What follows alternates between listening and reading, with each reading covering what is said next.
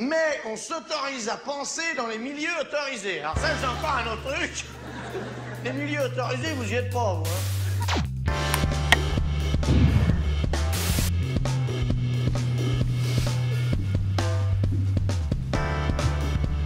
Bonjour à toutes et tous. Nous défendons un journalisme engagé qui ne se pare pas d'une prétendue objectivité et qui entend entretenir un rapport véritablement politique au monde. Notre priorité est d'armer intellectuellement nos lecteurs et lectrices pour prendre part aux luttes présentes et à venir, pour participer à la défense de notre monde commun. Ces deux phrases, elles ont beaucoup pour nous plaire, évidemment, aux médias, et ce sont les deux premières phrases du manifeste de lancement d'une nouvelle revue qui s'appelle Fracas, le média des combats écologiques. Dans ce nouveau numéro dont s'autorise à penser, OSAP, on reçoit le directeur de la publication de Fracas, Philippe Vionduri. Bonjour Philippe. Bonjour. Merci beaucoup d'être avec nous. Merci de m'avoir invité. Le deuxième numéro de Fracas, hiver 2025 donc, vient de sortir. Il est consacré à la menace carbo-fasciste avec un joli sous-titre, Or noir et peste brune. La couverture fait un peu peur. Le premier numéro est sorti à l'automne dernier. Il s'appelait La révolution écologique qui vient.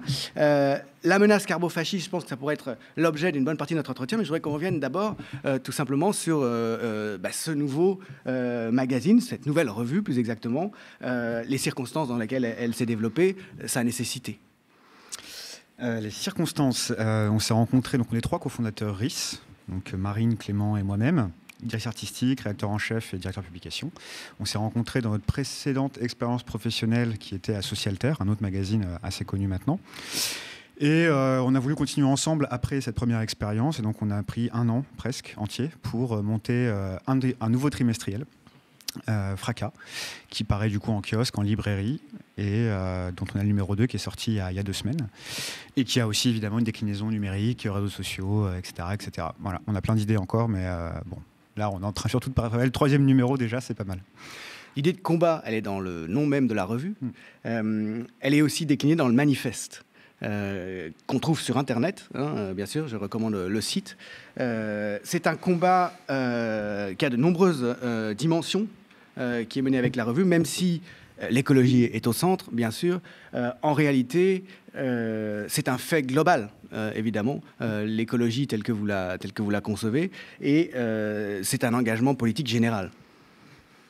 Nous, on ne conçoit pas l'écologie comme une sorte de question sectorielle où il y aurait des écolos qui s'occuperaient des animaux, etc., ou du carbone.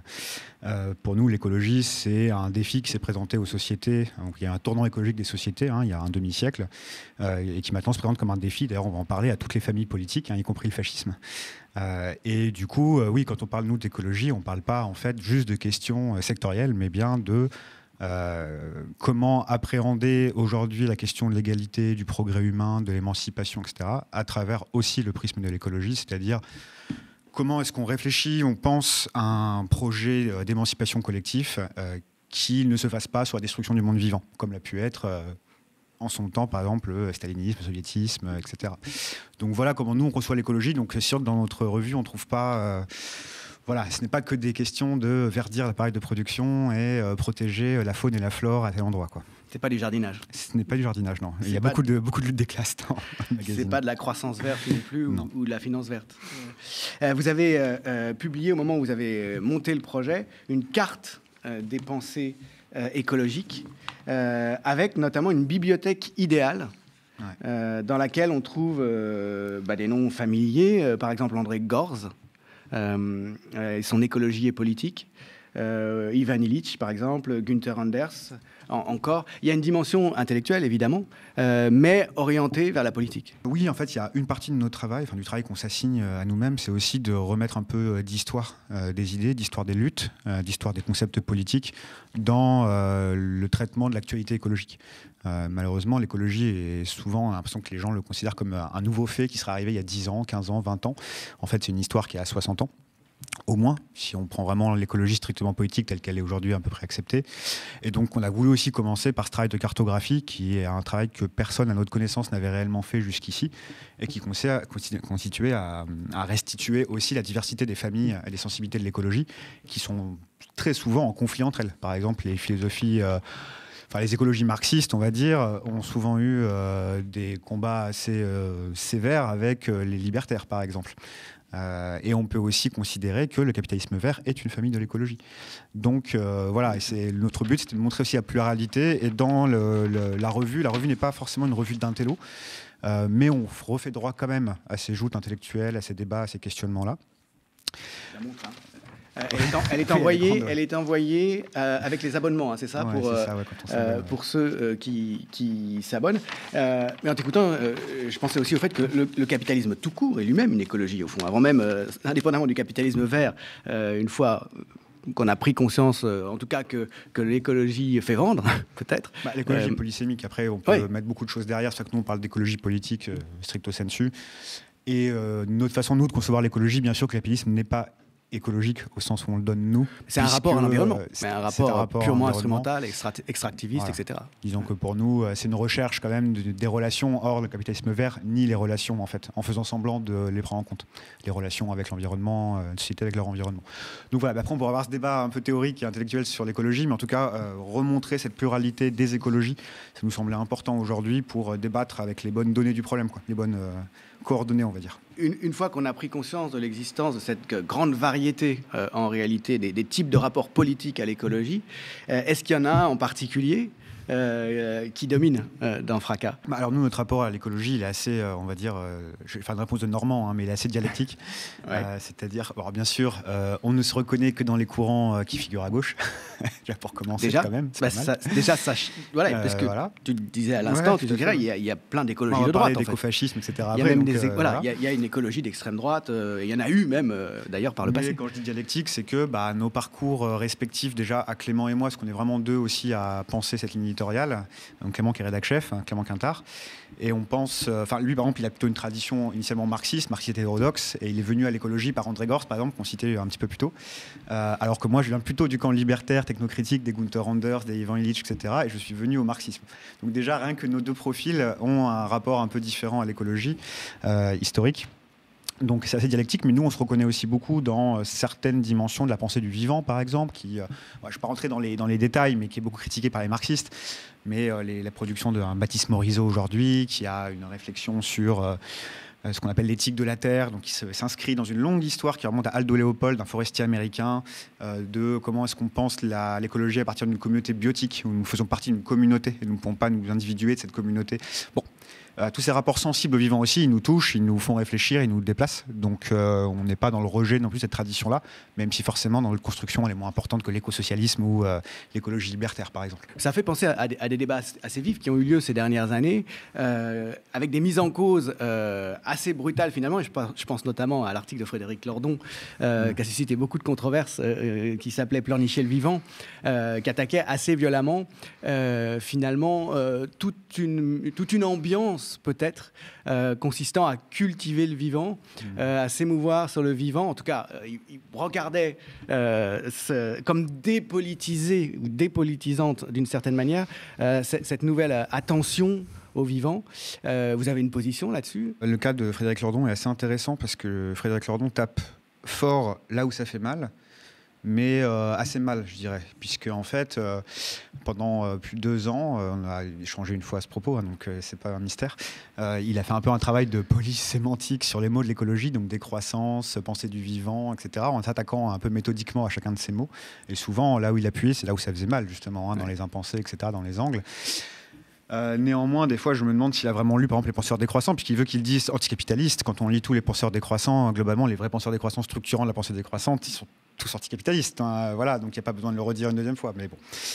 Non, mais en fait, je pense que là où la critique marxiste des pensées du vivant ou de l'écologie qui est derrière cette pensée du vivant fait tout juste, c'est qu'elle est une écologie qui peut nourrir un désir d'évitement des questions politiques de la bourgeoisie. Voilà, bourgeoisie. Quand on lit toute une littérature qui paraît notamment chez Actes Sud et ailleurs, qui se vend énormément, on a le sentiment que la conflictualité passe quand même à la trappe, ce qui rend le produit très vendable au fond, puisqu'il est un peu apaisant. Alors pour le coup, c'est même pas. On pourrait parler de comment la bourgeoisie récemment s'est emparée de l'écologie pour retrouver un sens social dans la société, etc. Enfin, pourquoi est-ce qu'aujourd'hui l'écologie est beaucoup portée dans les milieux de classe moyenne bourgeoise. Ça, c'est un fait sociologique aujourd'hui. Mais là, ce qu'on parle, c'est même quelque chose qui remonte à 2 siècles. C'est que la bourgeoisie urbaine a toujours eu un lien avec la nature, qui est celui du ressourcement, d'aller au contact de la forêt pour y retrouver le calme qu'elle a perdu en ville, etc. etc. Il y a donc un côté développement personnel. Voilà, donc quand on pense comme un poulpe ou quand on vit comme un chêne, forcément, il y a cette dimension un peu bourgeoise qui remonte de la contemplation, etc.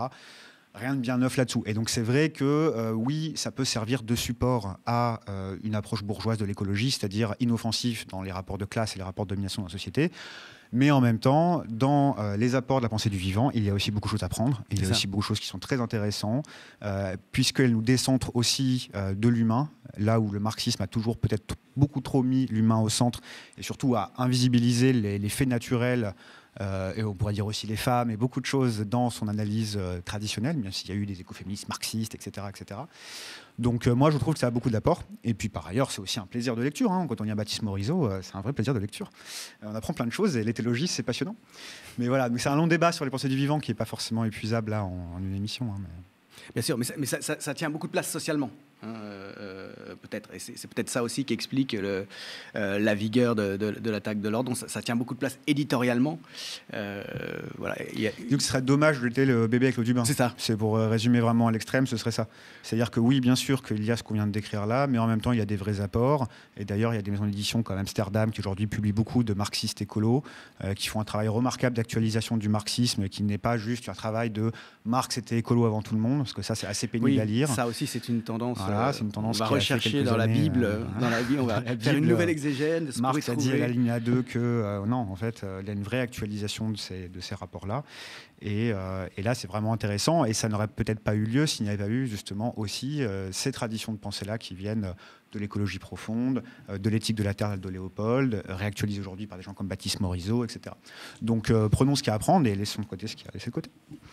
En tout cas, quand on feuillette la revue, on a tout de suite le sentiment que le côté dépolitisant, presque centriste, d'une partie de cette ambiance de nouveaux rapports au vivant à l'animalité, c'est pas du tout votre tasse de thé. Non, d'autant que nous, un des objectifs éditoriaux, parce que oui, là, c'est un magazine qui est très engagé. Voilà. Disons-le. Nous, ça fait longtemps qu'on s'intéresse à ces questions-là. On a vu la vague du vivant, on a vu plein de vagues de l'écologie mainstream ou pas mainstream arriver. Là, aujourd'hui, nous, un des objectifs qu'on se fixe, c'est la question des alliances sociales. Donc, typiquement, le grand entretien du premier numéro était avec Jean-Baptiste Combi, qui a fait un livre qui s'appelle « Écolo, mais pas trop », où qui analysait justement les rapports de chaque classe sociale, de chaque groupe social en France avec l'écologie. Dans l'optique aussi de dire, arrêtons de regarder que le rapport bourgeois, petit bourgeois, intello, gauche, parisien à l'écologie, voyons aussi l'écologie populaire, l'écologie de droite, etc. Et nous, ça c'est un des objectifs qu'on se pose aujourd'hui, c'est comment on va arriver à parler d'écologie avec des classes populaires, avec la main gauche de l'État, les gens qui sont dans le soin, etc., avec les gens dans les campagnes. Comment est-ce qu'on parle d'écologie? Et c'est pas sans condescendance. C'est juste comment on parle d'écologie en commun. Parce que si on ne voit pas qu'on parle, nous, d'une manière très précise et très située socialement de l'écologie, qui n'est pas compréhensible de l'autre côté, parce que c'est bien gentil, les gens coviciens qui parlent toute la journée en tonnes carbone, en équivalent, etc., et en cours et en graphe, jetez-les dans l'arène populaire et personne ne les comprend. Donc à un moment, voilà. Donc nous, on est vraiment cette recherche d'alliance sociale, de comment est-ce qu'on va parler à un ouvrier d'écologie. On ne va pas lui parler comme on parlerait avec un professeur. Voilà. Et pareil, pour parler avec un chasseur d'écologie, c'est pas la même manière qu'on parle avec un capitaine d'industrie, je sais pas.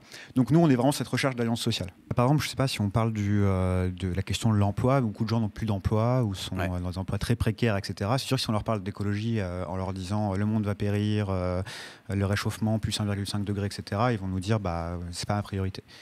Si par contre on leur dit dans le projet écologique s'inscrit la question du travail et de quels emplois on veut faire, qu'est-ce qu'on veut produire, comment est-ce qu'on verdit un appareil de production, pour quels usages, pour quel mode de vie ensemble, etc. Et en fait, si on mène ce combat ensemble, on va produire beaucoup d'emplois et on va produire des emplois qui auront des bonnes conditions de travail dans des milieux qui ne sont pas pollués au PFAS, etc., etc. Là, déjà, on commence à avoir du sens, mais bien sûr qu'il faut se raccrocher à la question de l'emploi. Ou à la question pouvoir d'achat, c'est facile du pouvoir de vie. Enfin, là, on va pas faire les qualité de vie. Qualité de vie. Bon, ça, c'est des choses qui sont déjà très éculées, mais Pareil, et après il y a beaucoup d'incompréhension aussi, et ça c'est un des autres objectifs qu'on se fixe aussi, c'est d'essayer de casser le récit dominant de l'écologie. Aujourd'hui il y a une bouc émissarisation de l'écologie. Alors l'écolo, tantôt c'est le bobo urbain qui comprend rien à rien, tantôt c'est un éco-terroriste, tout ça cohabite très bien dans l'imaginaire collectif apparemment, et on sort du chapeau l'épouvantail qu'il faut au bon moment, hein, voilà. Et nous on a envie aussi de casser ces cadres narratifs sur l'écologie. Y compris aux yeux de ceux qui se considèrent comme écolos eux-mêmes, etc. Mais par exemple, typiquement, on va consacrer je l'annonce un peu en avance, mais notre prochain dossier à la chasse. Aujourd'hui, on oppose, quasiment tout le monde répondrait qu'on oppose les chasseurs aux écolos et que ça paraît assez normal. Or, ça n'est pas normal. Par exemple, les premiers défenseurs de l'environnement historiquement en France, c'était des chasseurs. Donc, il n'y a rien de normal dans ça. La question de la régulation des écosystèmes est une question très traditionnelle de l'écologie. Voilà. Donc, par exemple, questionnons ça. Comment est-ce qu'on a créé un cadre narratif dans lequel l'écolo est l'anti-chasseur, le chasseur est l'anti-écolo, et les deux n'ont rien à se dire. Et l'écolo, d'ailleurs, c'est toujours un urbain, c'est jamais un rural, etc., etc. Donc ça, c'est aussi un des vrais enjeux pour un média qui entend mener un combat politique, c'est d'arriver à fracturer, on va dire, le récit dominant. Ça, on le voit pour plein d'autres questions, hein, mais pour l'écologie, là, le verrouillage s'est accéléré et est très puissant. On l'a vu avec la crise agricole, par exemple. La crise agricole a été vraiment, on a opposé encore une fois les agriculteurs aux écolos avec leurs normes. C'est pas les écolos qui mettent des normes, hein, c'est l'Union européenne. Hein. La façon dont il y a une opposition systématique et très violente entre les grands intérêts agricoles, par exemple, hein, typiquement la FNSEA, et les partisans de l'écologie, renvoie au fait, concernant justement des agents comme la FNSEA, à l'idée qu'il faut aller de l'avant, que les critères environnementaux sont secondaires et que l'essentiel, c'est de continuer à croître. On trouvera bien des solutions de toute façon. L'essentiel, c'est la croissance. En fait, le truc, c'est que la fuite en avant, elle prend deux grandes formes. Il y a celle proprement capitaliste qu'on a beaucoup vue à l'œuvre ces 10 dernières années notamment, qui va être celle de la solution technique. On va trouver des solutions techniques, on va développer, on va mettre des nouvelles normes, on va intégrer de nouveaux mécanismes au marché qui vont venir réguler les problèmes que le capitalisme a lui-même engendrés, puisque ce sont que les excès du capitalisme, etc., etc. Et maintenant, il y a une nouvelle forme qui émerge. Donc, on le voit dans le discours effectivement de grands lobbies agricoles, par exemple, comme la FNSEA. C'est vraiment un rejet total de l'écologie. Parce que jusque-là, il y avait quand même un faire-semblant quand même. Et là, c'est même plus du technosolutionnisme. On ne sait même plus de recourir à on trouvera toujours de nouvelles, solutions techniques qui arrivent, nous allons réussir à décarboner, etc. C'est carrément la négation de l'enjeu écologique. Et ça, c'est assez... À la fois, c'est neuf et ancien, ça a toujours existé, bien sûr. Par exemple, le climato-scepticisme a toujours existé. Mais là, c'est en train de prendre une forme politique. On le voit avec l'arrivée le retour de Trump au pouvoir, par exemple. Ça prend une forme politique qui est, pour le coup, nouvelle. C'est-à-dire que vraiment, on peut gagner une élection aujourd'hui sur un discours qui est Bill Baby Drill, creusons jusqu'à la dernière goutte de pétrole, brûlons tout, mangeons de la viande rouge, etc., etc. Et ça, c'est nouveau.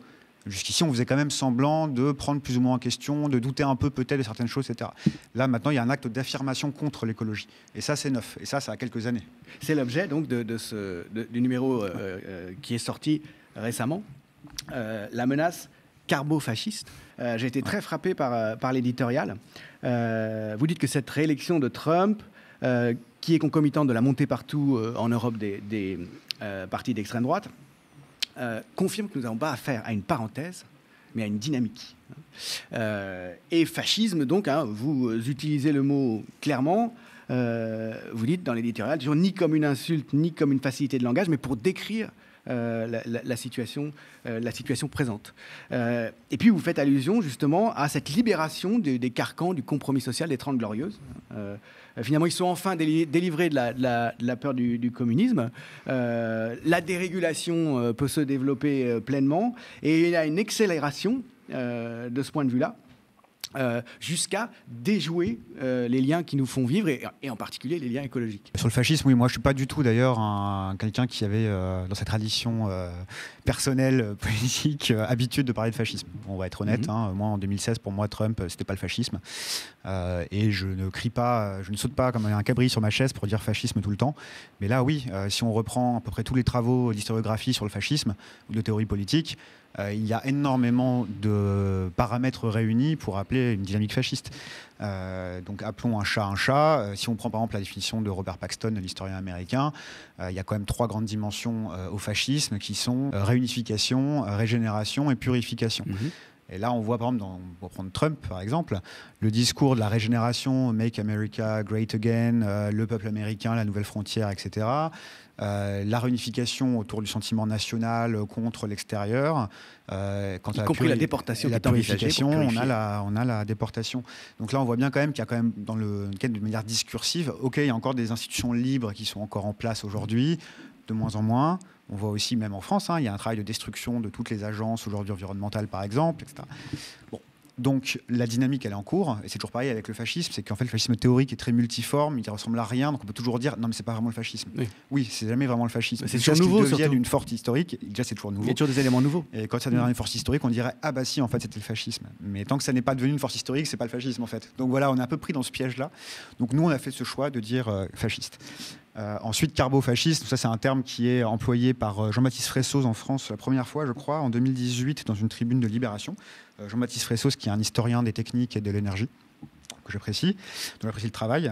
C'est l'idée, alors en fait, comme je disais au tout début de cet entretien, l'écologie s'est posée comme un défi à toutes les traditions politiques.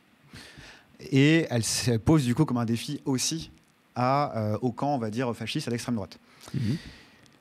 Il y a 2 manières pour l'extrême droite de réagir à la question écologique. C'est soit d'y adhérer, soit de la rejeter complètement. Alors l'adhésion à la question écologique, elle prend une forme qu'on appelle traditionnellement l'écofascisme. Donc c'est soit une écologisation du fascisme historique, soit c'est une fascisation des écolos. Voilà, ces 2 mouvements. Il y a un mouvement en France, plutôt en Europe, qui va être l'écologisation du fascisme. Et en Amérique, c'est plutôt la fascisation de l'écologie. C'est-à-dire des écolos célèbres qui sont devenus des fachos. Alors qu'en France, c'est plutôt des fachos qui sont devenus des écolos, qui ont essayé de devenir écolos. Donc, Donc ça, c'est vraiment quand le fascisme tente de se réapproprier les questions écologiques avec plus ou moins d'honnêteté, souvent avec de l'honnêteté. Par exemple, des gens comme Alain de Benoît en France se pensent vraiment comme décroissants, comme Renaud Camus. Je pense qu'ils ont sincèrement l'idée qu'ils ont pris en compte l'écologie. Mais ça renvoie aussi à des courants de pensée très traditionnalistes, éventuellement catholiques fervents, qui développent la thématique anti-moderne de la limite. C'est-à-dire... oui, mais alors sur la question de la limite, c'est plus complexe parce qu'effectivement, il y a une partie qui a été reprise par des catholiques traditionnalistes, mais il y a la question des limites est une question très présente au sein de l'écologie, y compris les courants technocritiques de l'écologie. Mais elle peut être envisagée dans une logique anti-moderne, c'est-à-dire l'émancipation de l'individu, le fait qu'il puisse avoir des sexualités alternatives à celles qui étaient admises jusque-là. Il peut y avoir une critique réactionnaire du capitalisme. C'est ça, tout à fait. Ouais. Et il y a cette revue Limite, par exemple, la revue Limite en France, qui est typiquement était une revue de critique de droite et voire d'extrême droite.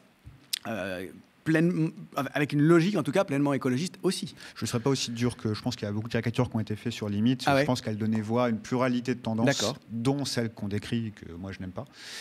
Mais il y avait aussi du catho de gauche, il y avait aussi d'autres choses. Oui, il y avait aussi d'autres choses dedans quand même. D'accord. Voilà, mais c'était une tentative de parler d'écologie depuis le camp chrétien, et ça a donné du bon et du moins bon, en tout cas selon moi. Mais c'est complexe. Mais oui, là il y a eu une tentative du camp catholique traditionnaliste de s'emparer de l'écologie, et c'est une tentative sincère. C'est pas l'opportunisme. De même que quand Renaud Camus tient des propos décroissants, donc le théoricien du grand remplacement, je pense qu'il se pense sincèrement décroissant. De même que tous les théoriciens de la nouvelle droite aussi. Donc voilà, il faut vraiment penser qu'il y a dans l'écofascisme cette tentative d'intégrer la critique du productivisme, de l'artificialisation des sols, de la destruction du paysage par le capitalisme, etc., dans un logiciel d'extrême droite. Et qui n'est pas souvent catho, d'ailleurs, qui est plutôt dans ces mouvances-là, nouvelle droite, c'est plutôt européiste. Voilà, c'est pas tellement catho. Ethnodifférentialiste. C'est l'ethnodifférentialisme en fait. Voilà. Éventuellement suprémaciste en termes civilisationnels. Et généralement, c'est rarement suprémaciste. Par exemple, ça que les gens ne savent peut-être pas, mais aucun de ces théoriciens-là disent que les blancs sont vraiment supérieurs aux noirs, par exemple. Ils vont plutôt dire tout le monde est différent, l'altérité c'est génial, mais chacun chez soi. Oui, c'est ça. Ils vont dire surtout il faut pas se mélanger. Il y a des théoriciens qui disent c'est pas pour rien que, donc pour parler d'écofascisme, c'est pas pour rien que des Congolais se sentent mieux au bord de leur rivière au Congo plutôt que dans les Alpes en France. Voilà. Donc pour eux, on fait un avec notre environnement immédiat. Voilà. Et ça leur paraît juste, apparemment. Ah oui. Ce qui nie bien sûr tout le développement humain des 10 000 années qui nous ont précédés. Ce qui est aussi une forme de racisme, une forme sûr. d'essentialisme qui tient quand même pas très bien debout. Enfin, mais le racisme est forcément problème. suprémaciste. C'est ça. Voilà. Oui. Mais généralement, il devient assez rapidement. Oui, il le devient vite quand même. Hein. Il se présente toujours comme un différentialisme bien intentionné. Et puis à la fin, ça se termine soit par la guerre, soit en tout cas par la domination. Mais en fait, nous, du coup, ce qui nous intéressait, c'est pas d'aller dans cette voie-là, parce qu'il y a des travaux qui sont très intéressants là-dessus, mais en fait, finalement, l'écofascisme est resté extrêmement minoritaire. Extrêmement minoritaire, y compris au RN, il y a eu 2 voix à un moment avec Juvin et Andrea Cotarac, mais ils n'ont jamais vraiment pris de poids dans ce parti. Il y a quelques théoriciens qui se courent après, qui sont assez cohérents, mais voilà.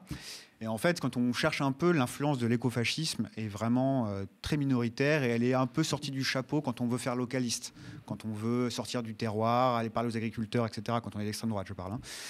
Mais en fait, en vrai, il n'y a rien qui se passe de ce côté-là. En revanche, il y a un autre mouvement de fond qui est en train de monter, c'est du coup le carbofascisme, donc là, qui est un néologisme descriptif plus que vraiment théorique, qui s'appelle aussi, alors le synonyme dans le monde anglo-saxon, on dit souvent fascisme fossile. Ouais. Voilà. Et en fait, c'est pour l'extrême droite se positionner par rapport à l'écologie, mais sur le mode du rejet total. Et donc, c'est même plus d'un scepticisme de je ne suis pas sûr que, etc. Même si, bien sûr, que Trump, par exemple, a dit que c'était une arnaque, une escroquerie, un canular, le réchauffement climatique.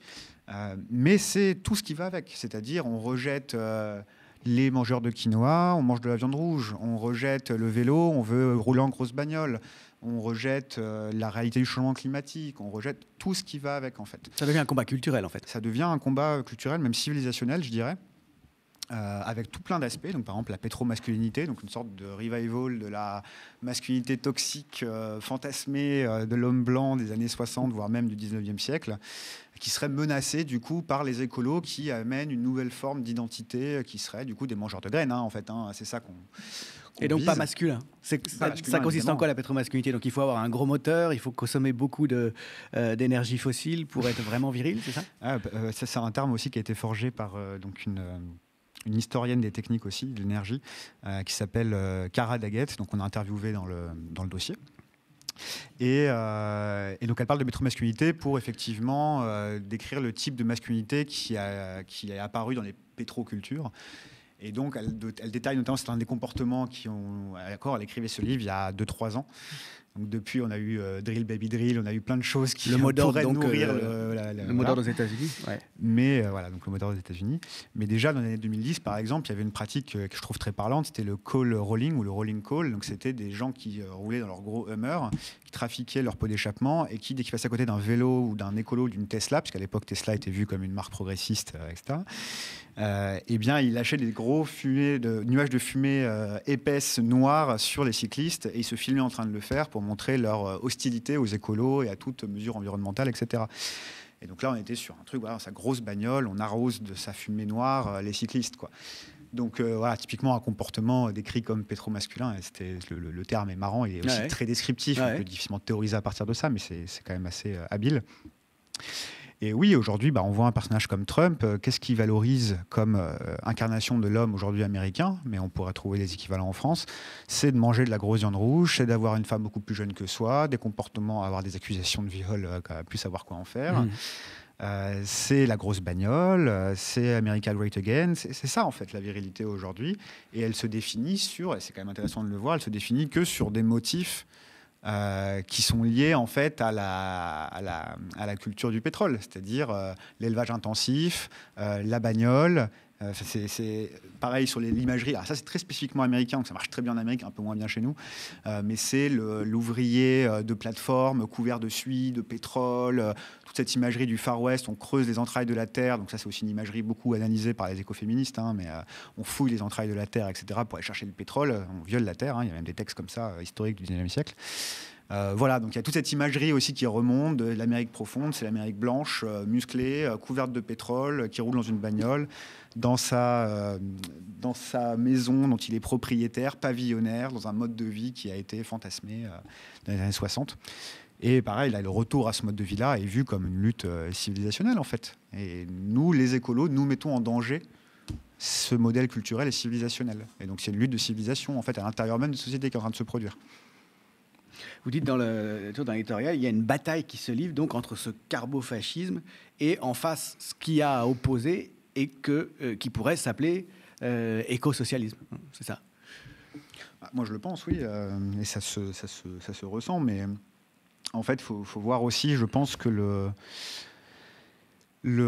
comment dire, les partis d'extrême droite aujourd'hui, alors on a analysé ça dans un papier qui parlait notamment de l'AfD en Allemagne, mais il y a cette... Le parti quasiment néo-nazi. Hein, oui, enfin là, à ce point-là, oui. Oui.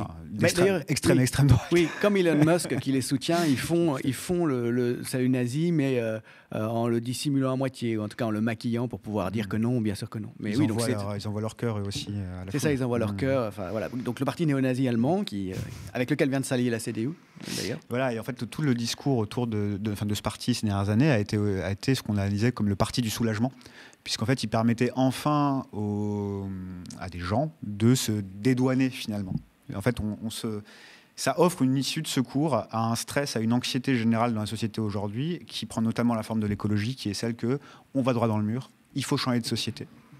Changer de société, c'est-à-dire changer radicalement de façon d'être, de vivre, de penser, etc.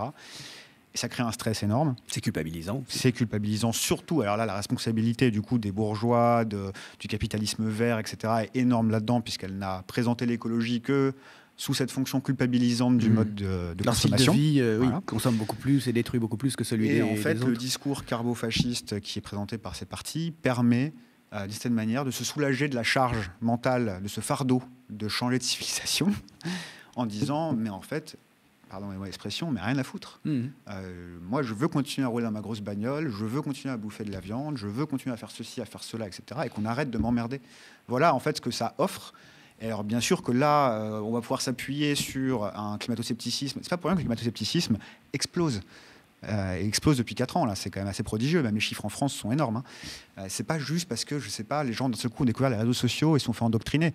C'est aussi que le climato-scepticisme offre un sas de décompression psychique pour arrêter de stresser par rapport à ça. En fait. C'est une libération, quoi. Voilà. Et les partis fascistes se nourrissent de ce désir-là, de se libérer de ce poids-là, en développant une rhétorique carbo-fasciste, donc de rejet total de l'écologie, de n'écoutez pas ces gens-là, c'est des Khmers verts.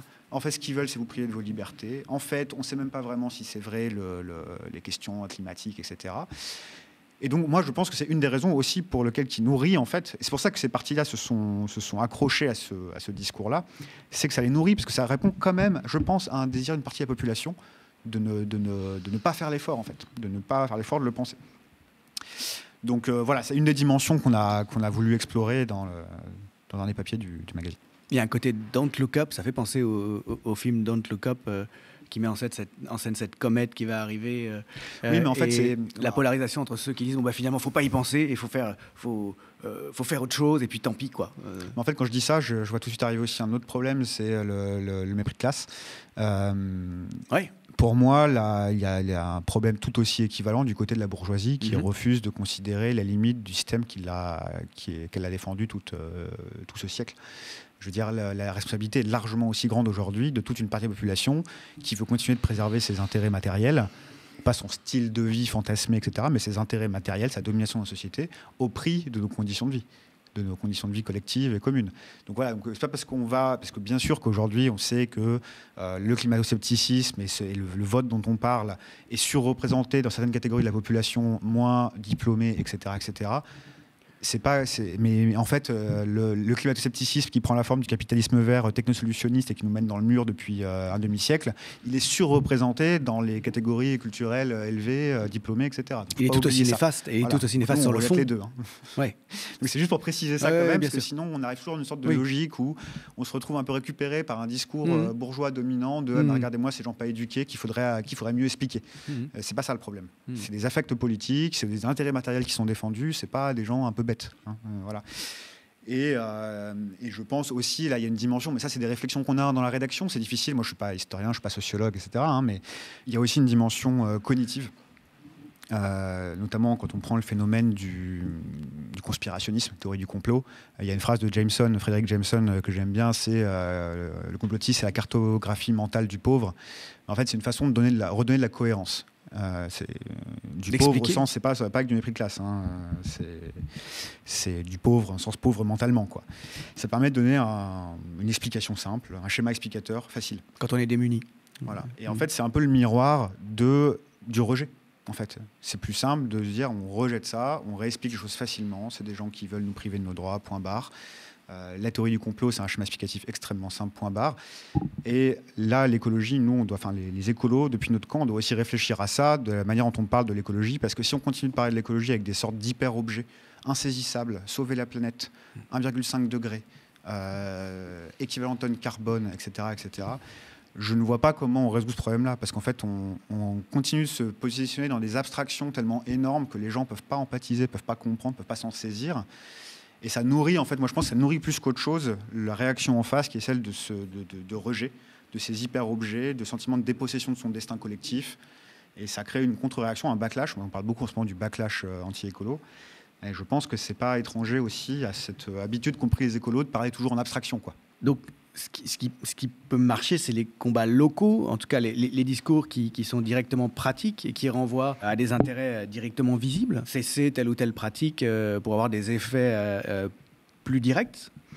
Oui, mais c'est pas une opposition qui est un peu malheureuse aussi, je trouve, entre le local et le global. Entre l'écologie des luttes très libertaires, soulèvement de la terre, etc., qu'on soutient, hein, c'est des camarades, mais et une sorte d'écologie plus de bureaux, etc. C'est pas ça que je veux dire. Ce que je veux dire, c'est que on parlait tout à l'heure du travail. Quand on va près d'Alès dans le sud, il y a une usine de PFAS qui a été fermée, donc une usine qui produisait des PFAS, qui avait 100 emplois. Donc les PFAS, c'est des particules polluants éternels, on appelle ça, qui servent aux revêtements, notamment des poils, enfin de beaucoup de choses qu'on a dans les lipsticks, là, les bâtons de rouge à lèvres. Et en fait, ces gens-là se retrouvent au chômage parce qu'on ferme leur usine polluante. Parce que, soi-disant, c'est des discours et des normes écolos, donc l'écologie est contre eux, les met au chômage, alors qu'en plus, ils sont dans un milieu de vie qui est complètement pollué par ces mêmes pesticides et ces mêmes produits chimiques, qu'ils ont des enfants souvent qui sont malades eux aussi, enfin, c'est abominable. Et là, si on ne parle pas à ces gens, si on laisse ça et on dit juste qu'il faut fermer ces trucs polluants, par exemple, en fait, on va nulle part. Là, il faut se dire, en fait, on a un appareil industriel, il y a une usine qui est là. Qu'est-ce qu'on en fait ? Pourquoi est-ce qu'on va travailler le matin ? Pour faire quoi ? C'est quoi notre projet collectif autour de cette production ? C'est quoi les usages de cette production ?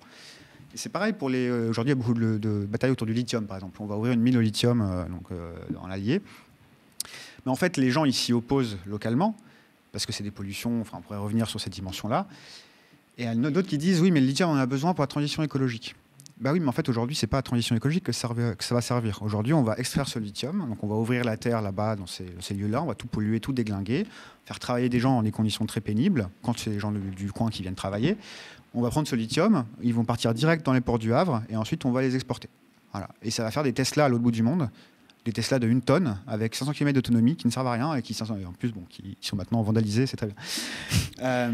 Donc, si par contre on dit oui, mais en fait en France on a un plan pour faire des petits véhicules légers qui sont cohérents d'un point de vue écologique et qui ont besoin de batteries au lithium pour ça, etc., et qu'en fait ces mêmes véhicules ils sont aussi faits dans le bassin d'emploi où il y a la mine au lithium et qu'en fait c'est ton cousin qui fait le véhicule dont toi tu extrais le lithium et qu'en fait on fait une sécurité sociale pour les gens qui font, parce qu'on va avoir des mineurs, ça veut dire on va réavoir des mineurs en France, ce qu'on a quasiment plus.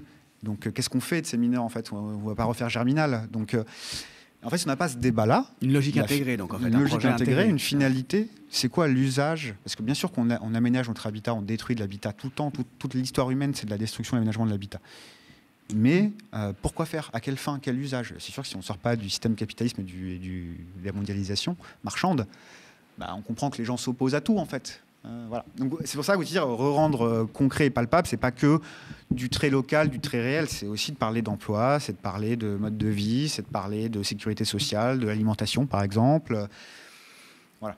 Quand j'entends là, ça fait penser à la question d'une offre politique qui est dans ce sens, puisque avoir des projets intégrés comme ça, qui font sens, qui sont expliqués, qui a une dimension pratique directe, une dimension de gouvernement, c'est bien, mais il faut prendre le pouvoir pour les imposer. Et il faut une offre politique qui aille dans ce sens. En fait, là, c'est la place très délicate d'un média indépendant, mais engagé. Où est-ce qu'on se situe dans l'arène politique, dans le rapport à la conquête du pouvoir ou à la révolution au contraire, etc., etc. Nous, on est aujourd'hui sur un apport plutôt, encore une fois, de remettre un peu d'histoire et de théorie dans tout ça, et de l'apporter aux lecteurs et aux lectrices. Donc typiquement, bien sûr qu'on ne fait pas de mystère depuis le début qu'on est proche, par exemple, des mouvements comme les soulèvements de la Terre, qui sont plutôt d'obédience libertaire, pas trop amis avec les partis politiques.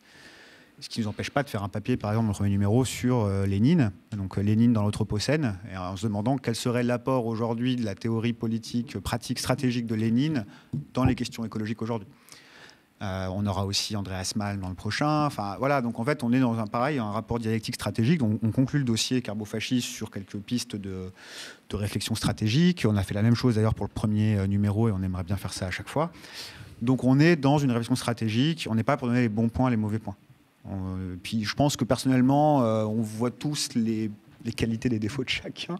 C'est un peu une réponse de Normand, mais on voit les limites de l'offre politique aujourd'hui constituée telle que l'AFI, etc. Et on voit aussi des limites auxquelles se heurtent les mouvements de terrain libertaires, décentralisés. Et on n'a pas le luxe, je pense, aujourd'hui de dire qu'on a la vérité stratégique. Voilà, il y aura une composition tactique, stratégique à mettre en œuvre. Et je ne veux pas dire qu'on aura besoin de tout le monde, que ça finit comme une sorte de truc un peu bourgeois, consensuel. Mais en tout cas, on a quand même besoin de tenir ce mouvement social par les deux bouts, son bout libertaire et son bout structurant et structuré politique. Sinon, si on pouvait faire l'économie de l'un ou de l'autre, c'est qu'on serait déjà dans une très bonne position politique aujourd'hui. Alors on ne l'est pas. Quelques mots pour finir sur le numéro actuel, donc ce numéro de l'hiver 2025 sur le sommaire. Est-ce que tu peux nous présenter un petit peu le contenu pour donner une idée? Je rappelle que c'est en vente dans les kiosques et dans les librairies. Hein. Ouais, en privilégiant toujours les librairies, bien sûr. Et puis ça peut se commander aussi. Ça peut se commander à partir du site internet. Voilà. Exactement. Non, qu'est-ce qu'on peut dire? Il y a un grand entretien d'ouverture avec Charlotte Brive sur les antibiotiques et leur place comme rouage dans le système capitaliste, que moi j'ai trouvé passionnant, parce que c'est moi qui l'ai réalisé. Non, qu'est-ce que je peux dire? Peut-être plutôt parler un peu des formats qu'on fait, mais en dehors du dossier, parce que le dossier fait 40 pages en fait. Le dossier carbofascisme. Hein. Voilà, consacré au carbofascisme. Mais à chaque fois, il fait 40 pages, une quarantaine de pages. Là, on a une enquête, justement, par les alliances sociales, on a une enquête sur les ouvriers d'ArcelorMittal dans le sud de la France qui se battent pour essayer d'écologiser leur propre usine, parce qu'en fait, ils savent qu'ils vont être fermés dans 5 ou 10 ans et que ArcelorMittal, en fait, à cause des normes de transition, et que ArcelorMittal capte les aides de l'État, mais en fait, n'en fait rien, et que du coup, ils sont tous en sursis et qu'on ne sait pas où est l'argent, et que rien ne change. Donc voilà, on montre comment les ouvriers peuvent aller aussi dans le sens de l'écologie, justement, pour défendre leur propre emploi. On a un format aussi comme ça qui s'appelle la possibilité d'une alliance. Voilà. Donc c'est souvent un titre avec nous, donc les maires de droite avec nous, les chasseurs avec nous, etc. Ouais. Et donc on étudie aussi là des alliances sur le terrain qui justement déjouent un petit peu les représentations médiatiques convenues, nationales. Donc on avait fait le premier numéro, par exemple, on avait parlé de comment les maires de droite dans le sud, vers Fayence, tout ça, étaient en fait confrontés à la sécheresse et du coup avaient pris des arrêtés contre les piscines, sur l'usage de l'eau, etc., qui étaient supérieurs à ce que demandaient les écolos locaux. Voilà, et puis du coup ils se retrouvaient avec côte à côte avec les écolos. Enfin voilà, qu'on voyait comment les cartes étaient redistribuées au niveau local en fait face à des situations de pénurie, etc. Voilà, il y a aussi un autre format moi que j'aime bien qui s'appelle La Ville des Invisibles. Donc là, on fait sur les réseaux d'eau et on parle un petit peu de toutes les chaînes logistiques qui font tenir nos villes sans qu'on les voit et tous les travailleurs de cette chaîne logistique.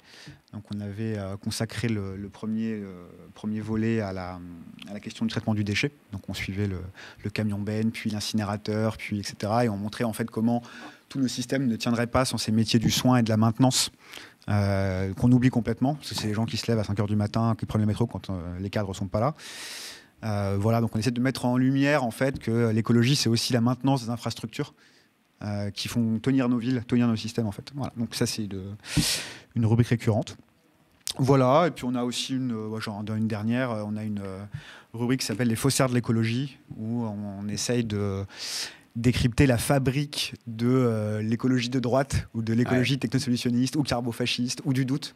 Ouais. Et donc on essaie de remonter un peu à chaque fois les réseaux. Donc là on avait fait un premier sur la Overshoot Commission, Climate Overshoot Commission, tenue par Pascal Lamy, ancien de l'OMC, Qu'est-ce que c'est que ça, la Climate Overshoot qui Commission? fait un travail au niveau international de légitimation de la géo-ingénierie. Voilà. Donc, ils essayent de faire passer la géo-ingénierie solaire, donc c'est-à-dire modifier la température de la Terre grâce à du renvoi dans l'atmosphère de rayons lumineux. Donc du technosolutionnisme, quoi. Ah là, il n'y a pas plus technosolutionnisme que ça. C'est par l'innovation technique qu'on s'en sortira. Et ils essaient de faire passer ça comme une mesure pour gagner du temps dans le réchauffement climatique, etc. Et donc là, ils parlent avec tous les grands dirigeants, etc. Donc on essaie de voir un petit peu leur stratégie discursive, comment est-ce qu'ils se servent de l'idée d'un moratoire pour en fait mieux faire passer cette technique-là quand même. Enfin voilà, on essaie d'analyser un petit peu ces rouages-là. Et là, on fait un truc sur la production de l'écologie de droite, climato-sceptique, etc. Et donc, quels sont leurs réseaux, quoi. Enfin, en gros, les éditeurs, les magazines. Essayer de comprendre un petit peu cette chaîne de production d'une écologie assez carbofasciste, en fait. Donc, voilà.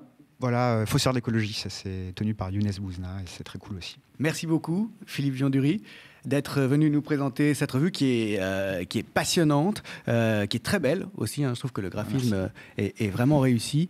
Cette revue donc des combats écologiques, Fracas, qui, comme le média, est une coopérative, qui, comme le média, ne croit pas qu'il y a de neutralité possible et qui, comme le média aussi, essaie de donner des outils, essaie de donner des outils à tous. Tout à fait. Merci beaucoup. Merci.